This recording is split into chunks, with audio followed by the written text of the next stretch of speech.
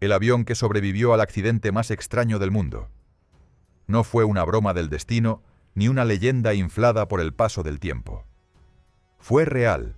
Ocurrió en un cielo tranquilo sobre el campo australiano, y nadie estaba preparado para verlo.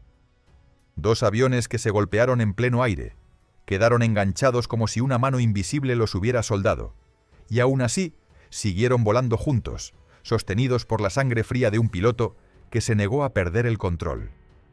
Aquella mañana, el mundo de la aviación se detuvo un instante para contemplar lo imposible. Era la mañana del 29 de septiembre de 1940, sobre Brocklesby, en Nueva Gales del Sur. La rutina del entrenamiento parecía inofensiva. Circuitos a baja altura, virajes coordinados, disciplina de formación. Los protagonistas eran dos Avro Anson, aviones modestos de madera y metal, diseñados para resistir castigos y enseñar a generaciones de tripulantes. Los instructores los llamaban con cariño la fiel Annie, como si fueran amigas de confianza que jamás fallaban. Nadie imaginaba que aquella jornada les pediría mucho más que fiabilidad. Los aparatos viraron en una sección del patrón a 1000 pies, un colchón de aire que a ojos profanos parecía enorme, pero que para la aviación es apenas un suspiro. El sol oblicuo jugaba con los reflejos en el fuselaje y los campos abiertos parecían una alfombra. Fue en ese giro cuando el destino torció el vuelo.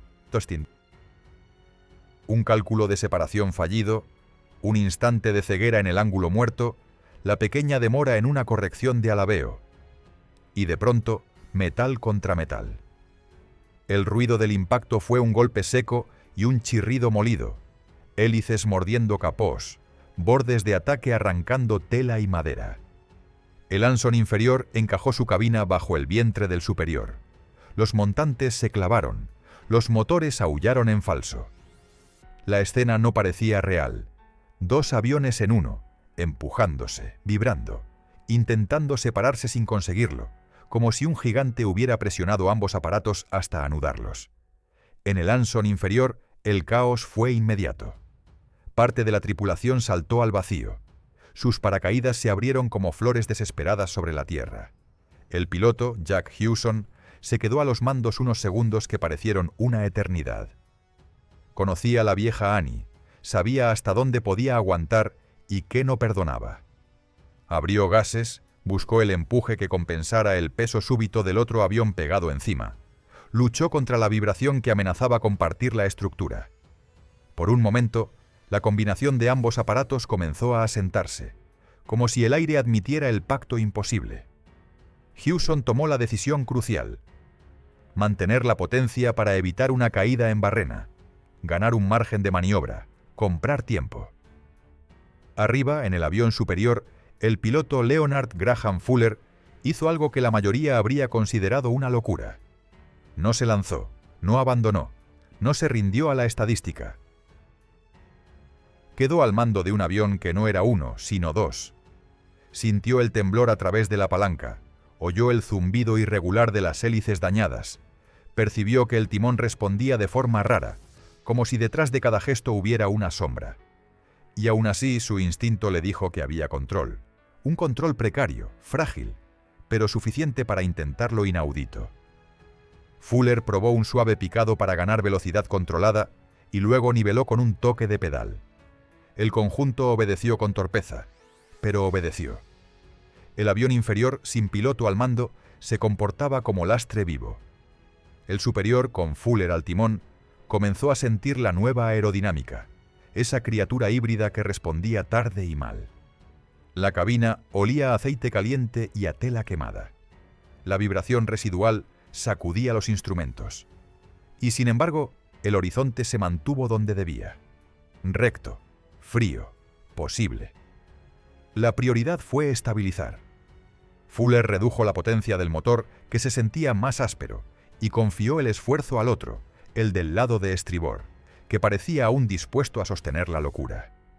Con una mezcla de tacto y osadía, fue compensando el momento de torsión que quería arrastrarlo hacia un ala. Ganó unos metros, corrigió, respiró, volvió a ganar un poco más. El viento quiso separar lo que el golpe había unido, pero la estructura encajada resistía como una cuña. Las granjas debajo, ajenas al drama, dibujaban cuadros de tierra recién arada. Desde el suelo, algunos testigos vieron lo que parecía una pesadilla. Dos aparatos emparentados por la desgracia que continuaban avanzando, bamboleándose, sí, pero firmes. Un mecánico en tierra alzó la vista y maldijo en voz baja. Sabía que lo que observaba no figuraba en ningún manual. No había procedimiento para eso. Solo quedaban la cabeza fría, la memoria muscular y la fe. Fuller, con la respiración contenida, tomó la decisión más valiente. No buscar un salto a ciegas, sino una toma de panza en campo abierto, una caricia violenta que no destrozara lo poco que aún se tenía. Comunicó su intención con gestos a los que aún miraban desde el otro Anson, atrapados entre estructuras. Luego alineó el rumbo hacia un prado amplio, una extensión sin árboles que brillaba como una promesa. El descenso fue un ejercicio de equilibrio. Cualquier corrección brusca podía deshacer el milagro, cualquier indecisión precipitar el desastre. Fuller mantuvo el ángulo con pulso de cirujano, dejando que el motor útil tirara sin ahogarse. Parte de la tripulación que había saltado miraba desde el aire cómo esa criatura de dos fuselajes seguía, obstinada, empeñada en no caer. La velocidad, escasa pero suficiente, era la línea entre la vida y la tragedia. A baja altura, el conjunto vibró con más fuerza. La hierba alta trepaba ópticamente por el parabrisas. Fuller niveló, cerró suavemente gases y preparó la toma de barriga. El primer contacto fue un ladrido de metal y tierra, un roce largo que arrancó terrones, un desliz controlado acompañado de chispas. Las ruedas no eran opción. La panza soportó el castigo con una docilidad feroz. Al cabo de unos segundos extensos como un siglo, los dos Anson unidos se detuvieron en mitad del campo, exhaustos, jadeantes, intactos en lo que realmente importaba: la vida de quienes habían apostado por lo imposible. El silencio posterior fue casi sagrado. Solo el chasquido de metal enfriándose y el rumor de la hierba recobrando su sitio. Fuller salió de la cabina con las manos temblando, seguido por los que habían resistido en el interior. Desde lejos se acercaron granjeros, mecánicos, curiosos. Nadie se atrevía a hablar primero. Lo que veían no tenía precedentes. Dos aviones, uno sobre el otro, posados como un tótem de la obstinación humana. No hubo muertos, no hubo heridas graves. Había, eso sí, un aprendizaje que el mundo tardaría en digerir. Los instructores que llegaron poco después tomaron notas con prisa. Había que documentar ángulos, respuestas, decisiones. Nada de aquello figuraba en los libros. ¿Por qué se habían quedado enganchados? ¿Qué distribución de pesos hizo posible el vuelo? ¿Cómo toleró la estructura el esfuerzo torsional sin quebrarse? Y por encima de todo, ¿qué dosis de sangre fría había que tener para decidir no saltar, para fiarse de un avión de madera y tela, para domar el miedo a base de dedos firmes en la palanca? El Avro Anson, la vieja Annie, se ganó allí su leyenda. Era un aparato humilde, creado para tareas discretas, nacido de una estirpe civil que se reconvirtió a los rigores militares por necesidad. No estaba pensado para acrobacias ni duelos heroicos. Era resistente, dócil, razonable. Y sin embargo, el destino lo empujó a protagonizar uno de los episodios más insólitos que hayan visto jamás los cielos: volar con otro avión soldado a su panza y sobrevivir para contarlo. La noticia corrió de hangar en hangar, de escuela en escuela, de periódico en periódico. Algunos lo llamaron milagro. Los más sobrios hablaron de temple y técnica. Fuller, modesto, insistía en que la máquina había hecho su parte, que la nobleza del Anson había respondido cuando parecía imposible. Tal vez tenía razón.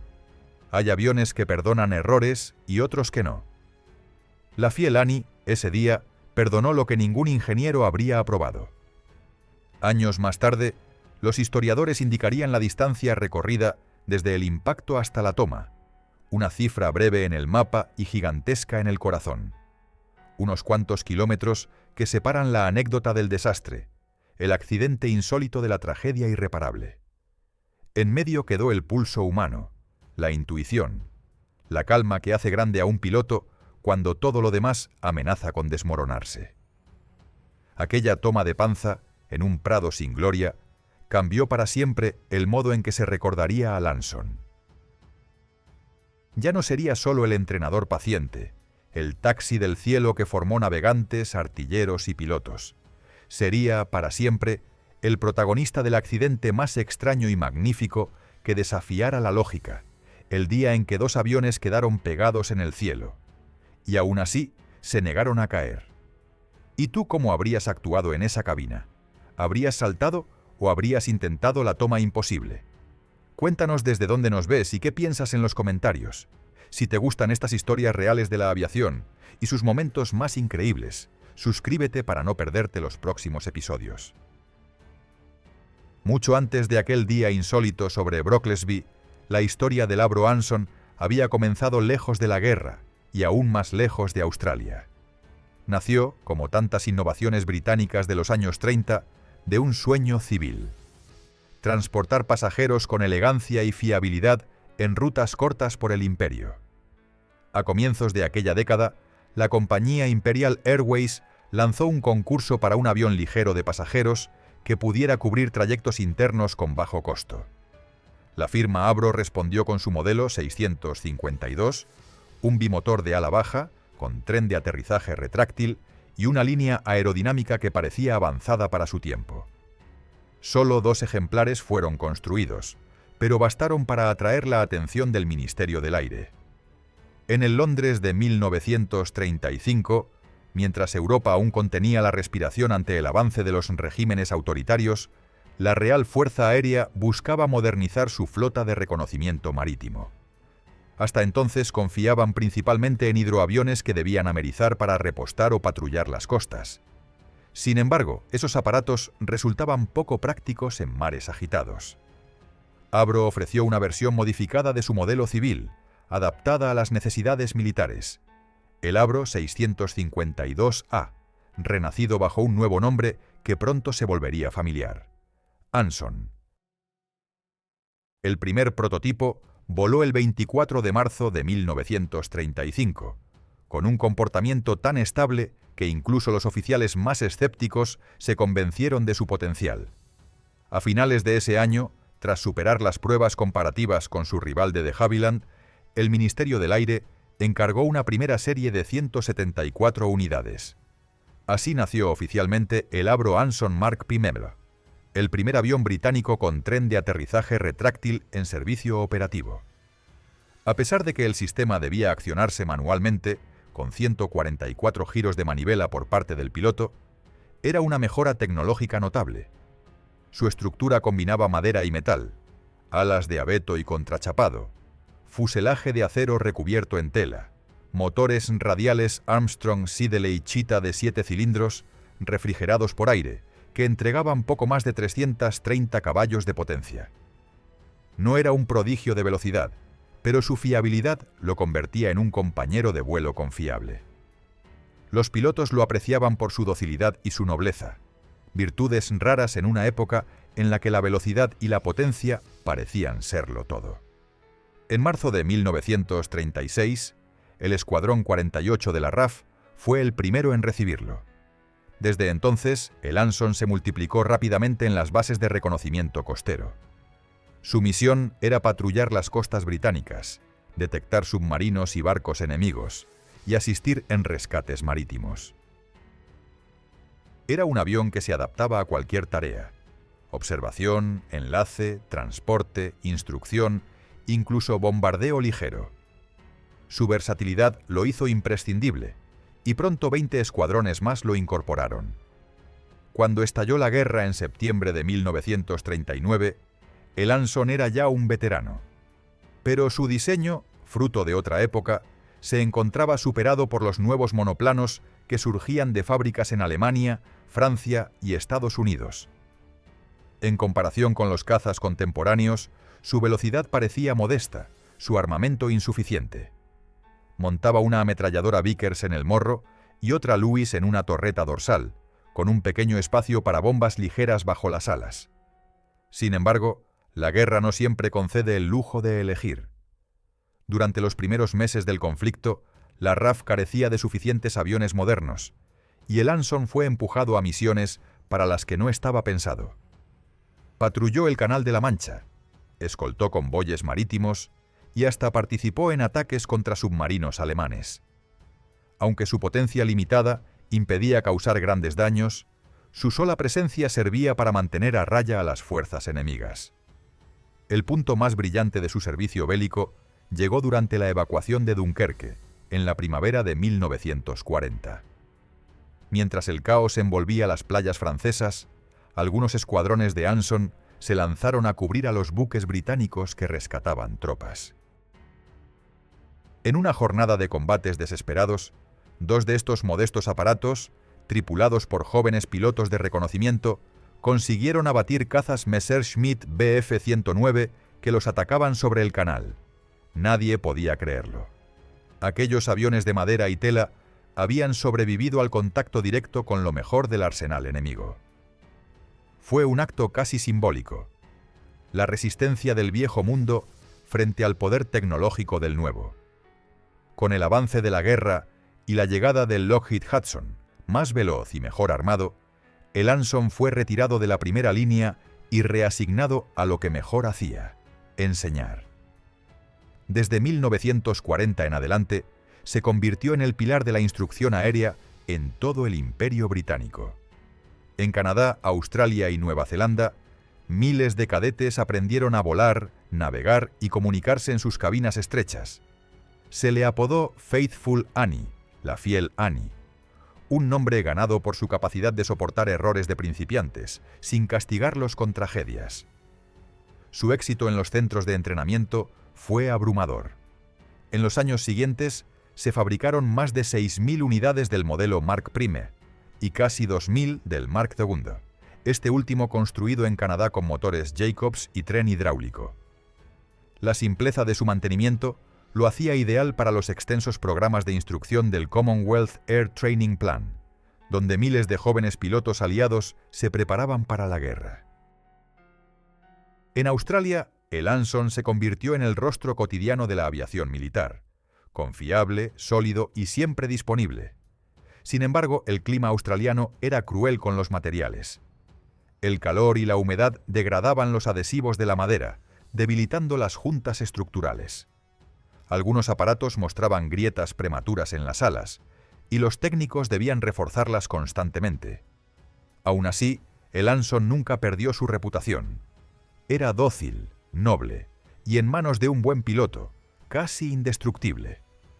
Esa resistencia, forjada en años de vuelo y prueba, explicaría por qué, tiempo después, un par de ellos serían capaces de sobrevivir a algo que ningún ingeniero hubiera previsto. Lo que ocurrió en Brocklesby no fue simple suerte ni milagro. Fue la consecuencia directa de un diseño sobrio, equilibrado y resistente, fruto de una filosofía que privilegiaba la estabilidad sobre la innovación ciega. En 1940, cuando Leonard Fuller tomó los mandos de su Anson para un vuelo de instrucción rutinario, pilotaba una máquina que llevaba ya media década enseñando a otros a no cometer errores. Y aquel día, en el cielo de Nueva Gales del Sur, el Anson demostraría que incluso una vieja aeronave de entrenamiento podía desafiar las leyes de la física y del destino. Mientras los campos australianos se extendían bajo las alas, el rugido de los motores Cheetah acompañaba el ritmo del entrenamiento.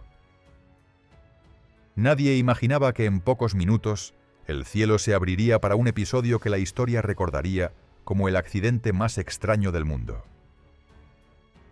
Con el estallido de la Segunda Guerra Mundial, el Avro Anson entró en una nueva etapa que consolidaría su legado como uno de los pilares silenciosos de la aviación aliada.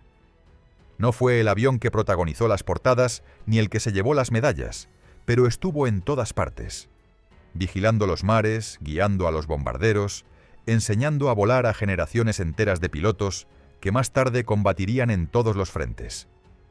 Su historia es la de un trabajador incansable, una máquina que sin buscar la gloria acabó formando el esqueleto técnico del esfuerzo aéreo del Imperio Británico. A principios de 1940, Cuando las nubes de guerra cubrían el Atlántico, los Anson todavía realizaban misiones operativas. Las escuadrillas costeras patrullaban desde las bases de Saint-Eval, Thornaby y Aldergrove, buscando submarinos alemanes que acechaban a los convoyes. No eran aviones de ataque propiamente dichos, pero su presencia disuadía al enemigo. Los pilotos sabían que no podían hundir un submarino con facilidad, pero sí podían detectarlo, marcar su posición y ganar tiempo para que llegaran unidades más pesadas. Con una autonomía de 570 millas náuticas, podían mantenerse en el aire durante largas horas, surcando las olas como guardianes discretos. Las misiones no estaban exentas de peligro. El Anson, lento y de estructura liviana, era una presa fácil para los cazas enemigos. Durante las primeras campañas del año 1940, varios aparatos fueron alcanzados por cazas Messerschmitt mientras patrullaban el Canal de la Mancha. Aún así, sus tripulaciones mostraron una tenacidad admirable. En más de una ocasión, lograron regresar a base con un motor dañado, las alas agujereadas y el tren de aterrizaje bloqueado. La fiel Annie, como ya la llamaban, seguía volando cuando otros se desplomaban. Cuando la producción del Lockheed Hudson alcanzó su ritmo óptimo, el Ministerio del Aire decidió retirar al Anson del frente marítimo. Sin embargo, lo que para otros habría sido el final, para él fue un renacimiento. A partir de 1941, su papel cambió de forma definitiva. Pasó a convertirse en el principal entrenador del Commonwealth Air Training Plan, el programa de instrucción más grande de la historia de la aviación.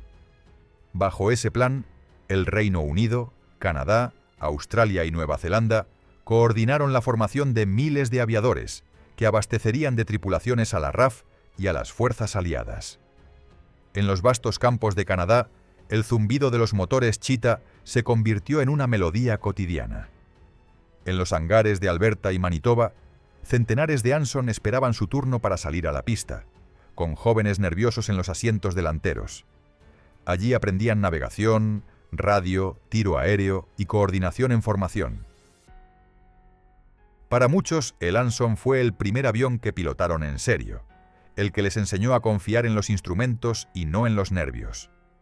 En aquellas escuelas se forjó la generación que volaría después los bombarderos Halifax, Lancaster o Wellington sobre los cielos de Europa. El modelo canadiense, conocido como Mark II, incorporó motores Jacobs y un sistema hidráulico de tren retráctil que reemplazaba el esfuerzo manual. Esto simplificaba la operación y reducía los errores de los novatos. Su estructura se mantuvo fiel a los principios del diseño original: fuselaje de acero y alas de madera laminada. Canadá ensambló más de 1.800 unidades, y en total llegaron a operar más de 4.000 Anson en territorio canadiense, convirtiéndose en el avión más común de las escuelas de vuelo. Australia, por su parte, recibió un número superior a 1.000 aparatos. Allí el Anson enfrentó un reto distinto: el clima. El calor y la humedad atacaban los adhesivos de la madera, deteriorando la integridad estructural.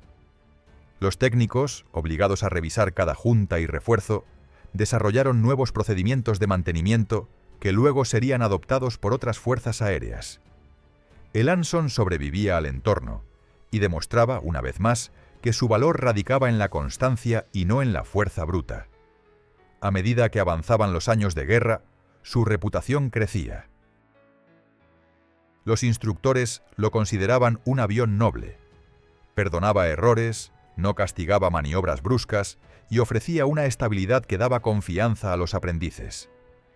Fue, además, una plataforma de pruebas para nuevos sistemas: radares de navegación, equipos de comunicación y configuraciones experimentales de armamento. El Anson, con su estructura simple, era ideal para probar sin riesgo lo que más tarde equiparía a los cazas modernos. En el hemisferio sur, los Anson australianos participaron también en misiones de vigilancia costera cuando la amenaza japonesa se acercó al Pacífico. En 1942, algunos aparatos se destinaron al patrullaje de las costas de Queensland y Nueva Gales del Sur. Aunque no fueron concebidos para el combate, cumplieron un rol crucial en la detección temprana de movimientos enemigos y en la protección de rutas marítimas. Los pilotos de la Real Fuerza Aérea Australiana contaban que los Anson podían aterrizar prácticamente en cualquier terreno y que, incluso dañados, seguían siendo manejables. Esa docilidad fue clave para su longevidad. Mientras tanto, en las fábricas británicas y canadienses, la producción no se detenía. Se desarrollaron nuevas versiones, como los Mark III y Mark IV, equipadas con motores Wright Whirlwind más potentes. Su finalidad seguía siendo la instrucción, pero cada variante incorporaba pequeñas mejoras que lo hacían más resistente y sencillo de operar. A mediados de 1943, el Anson ya era un icono universal. Casi todos los pilotos aliados habían pasado por su cabina en algún momento de su formación. Su fama también cruzó fronteras. Tras la guerra, varios países de la Commonwealth lo adoptaron para uso civil y militar. En la India recién independizada, el Anson continuó prestando servicio durante años como avión de enlace y transporte ligero. En Sudáfrica, se empleó para tareas de cartografía y vigilancia fronteriza. Y en Australia, pese a las limitaciones de su estructura, se mantuvo activo como avión de instrucción y correo hasta finales de los años 40. Cada lugar donde operaba acumulaba historias de supervivencia y fidelidad. Los mecánicos decían que, aunque estuviera dañado, siempre regresaba a casa. Los pilotos lo trataban con respeto, conscientes de que aquel avión sencillo, nacido como derivado de un transporte civil, había terminado siendo la columna vertebral de la aviación del imperio. Así, cuando el sol de septiembre de 1940 amaneció sobre Brocklesby y dos de aquellos aviones despegaron para un ejercicio más, el cielo estaba lleno de ruido de motores familiares, de disciplina y de rutina. Nadie podía imaginar que en pocas horas, ese mismo modelo, tantas veces considerado corriente, demostraría su temple definitivo. Todo lo aprendido, todo lo perfeccionado durante años de servicio silencioso, se pondría a prueba en un solo instante.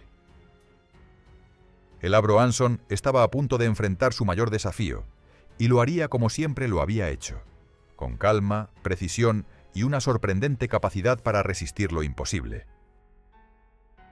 El sol australiano comenzaba a elevarse sobre los campos dorados de Nueva Gales del Sur, cuando los motores de los Avro Anson rugieron con su característico tono grave.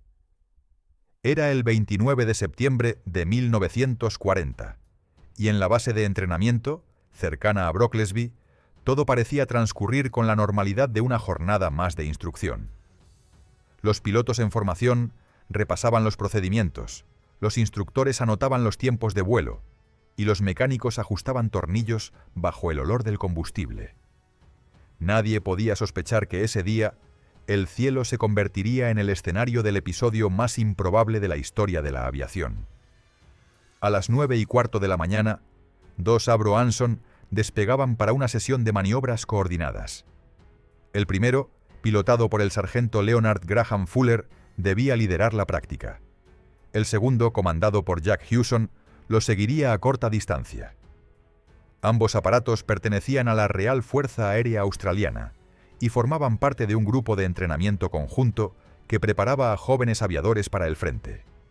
Las instrucciones eran claras: mantener altitud, practicar virajes cerrados y regresar a la base en 1 hora. Pero el aire, caprichoso y traicionero, a veces convierte la rutina en tragedia. Los dos Anson volaban a unos 1000 pies de altura cuando comenzó el viraje que cambiaría todo.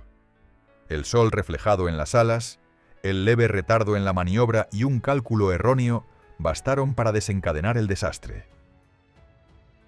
En un instante, los fuselajes convergieron con violencia.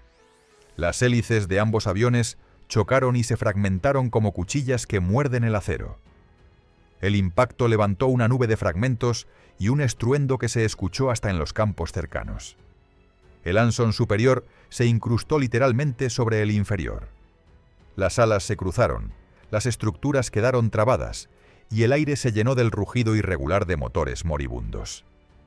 En la cabina inferior, el caos fue absoluto. Los tripulantes sintieron el golpe y vieron cómo los mandos se volvían inútiles. El avión empezó a inclinarse, cargado por el peso del otro aparato encima. En medio de los gritos y la confusión, algunos miembros de la tripulación tomaron la decisión de lanzarse al vacío. Los paracaídas se abrieron contra el cielo azul, y el viento se llevó sus cuerpos como hojas. Jack Hewson, sin embargo, permaneció en su asiento, decidido a luchar por unos segundos más de control. Subió la potencia de sus motores, tratando de estabilizar la caída. Las hélices giraban con dificultad, pero respondían. Hewson sabía que abandonar significaba dejar morir también a los que estaban encima. Mientras tanto, en el avión superior, Leonard Fuller sintió un golpe que lo sacudió como una explosión. Por un momento pensó que todo estaba perdido. Su copiloto gritaba, señalando el humo que salía del motor izquierdo. Fuller evaluó la situación en cuestión de segundos. La cabina no estaba dañada. Los mandos aún respondían, aunque con un peso extraño. Miró por la ventanilla y vio algo que le heló la sangre. Otro avión, encajado bajo el suyo. La hélice inferior estaba detenida, pero el conjunto no caía. Se movía. Lentamente, pero seguía en el aire.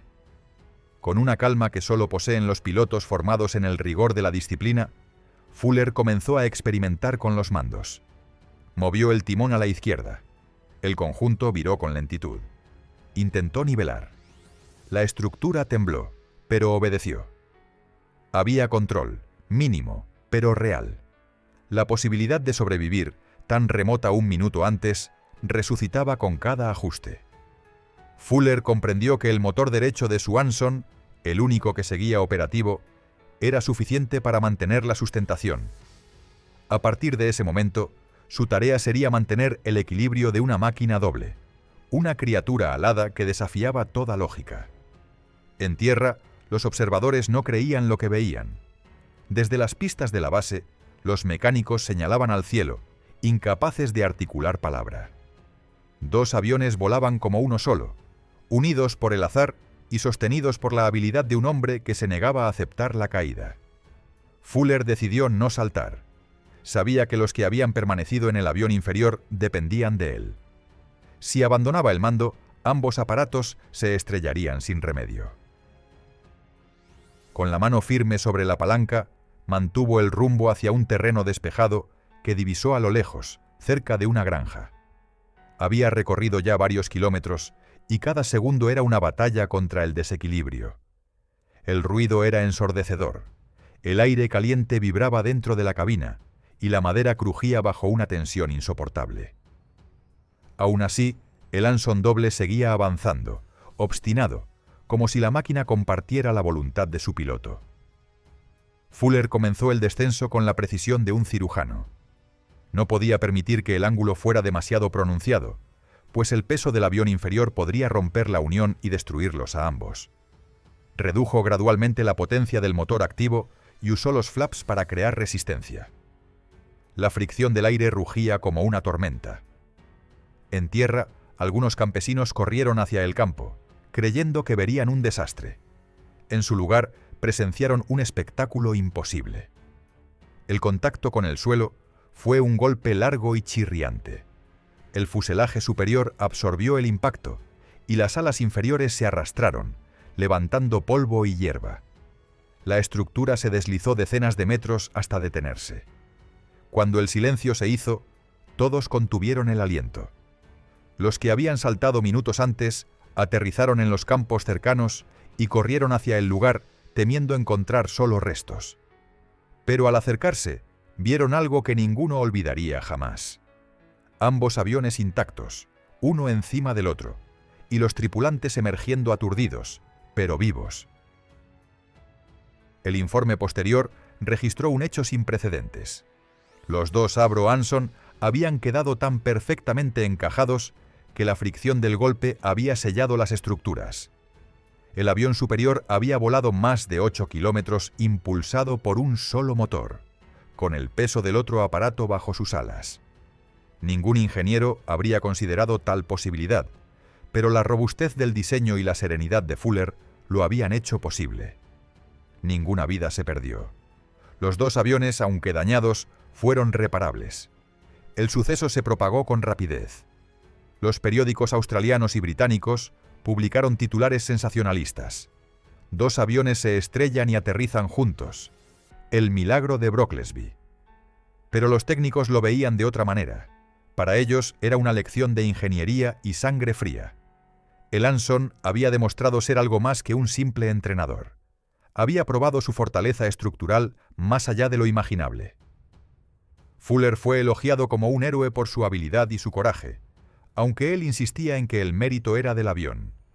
El accidente de Brocklesby quedó registrado en los archivos de la aviación como el ejemplo más extraño de supervivencia aérea.